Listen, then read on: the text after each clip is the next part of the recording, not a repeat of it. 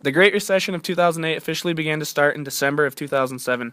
The recession can be defined as the sharp decline in economic activity during the late 2000s. Generally considered to be the largest downturn since the Great Depression, it gradually began to rise back up again in June of 2009.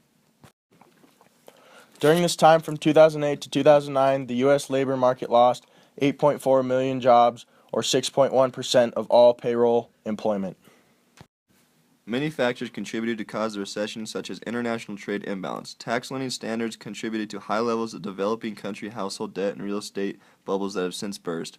U.S. government housing policies and limited regulation of non-depository financial institutions.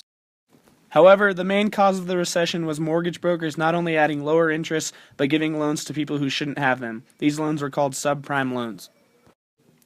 Those brokers only made money when they sold loans, without any care for whom they sold loans to, just selling as many as they could. Over time, many people couldn't pay back these loans, thus creating a dilemma and an eventual crash of the economy. Banks went under because they had to foreclose on these subprime loan houses, and they got all the settlements from the house that they had to pay for, which made them lose a lot of money. Also, the subprime loans made the housing market crash, and no people had money to pay for their homes, which caused the bank to lose even more money. All these factors contributed to one of the worst times in American economic history. Hi, I'm Anthony Rail with RE/MAX Alliance here in Arvada. I'm Dave Thomas, Caliber Home Loans. I'm a loan officer. Explain what you did before the recession happened. I mean, what was your career like? Okay, well, I started out in the IT world, so I was the director of marketing for a company called SuperNet, which then eventually became Quest Communications. So I kind of had a unique perspective because I had gone through the dot-com boom. I don't know if you guys are even familiar with that. That happened sort of in the early 2000s, where a lot, and it kind of was the same thing. Companies were overvalued, and the next thing you know, boom, a lot of value was lost in the marketplace, and a lot of companies went under. So I kind of have a unique perspective because I came from an IT background before I got into this business. I was straight in the loan business when I came out of college. So I came out of college in about 2004, went straight into mortgage, and during that time was subprime, which you guys will learn was one of the main issues that was really the crusher on the entire economy. So this guy right here was responsible for the recession. That finishes your video right there. So if you need someone to blame, this is So basically what we were doing is very high risk, very profitable loans that we didn't think were bad at the time, because that was just the way that they were kind of instructing everyone to do loans at the time. Everybody was doing them.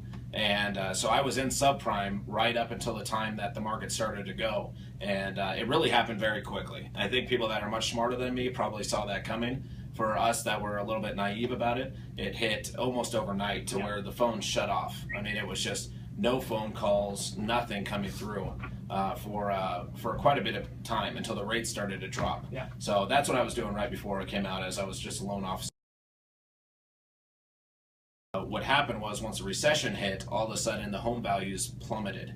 So now when you're, that example, the 110% first, 125% second, you've got a mortgage that you owe up here, and the value of your home is here. If you can't sell that home, without taking a huge loss. So a lot of people were saying, well, I thought I had so much equity in it because houses always appreciate, right? And all of a sudden they were just like, we can't do this. Walked away from the homes. Now the bank is taking all of that. So even though they're coming back on those buyers and saying, we need to foreclose on your home, we're going to take you to court, they're saying, well, I'm not going to give you any money for that. And really there was nothing set up there to get that money from them. So the banks took on all that debt. They had no collateral against it, so they were just taking massive losses. So whenever there's a foreclosure, there's a cost of the lost equity. There's a cost of a lawyer to break up the foreclosure, cost of the real estate agents to sell that property. There's massive costs, so you're taking huge losses. So all of a sudden that starts to steamroll.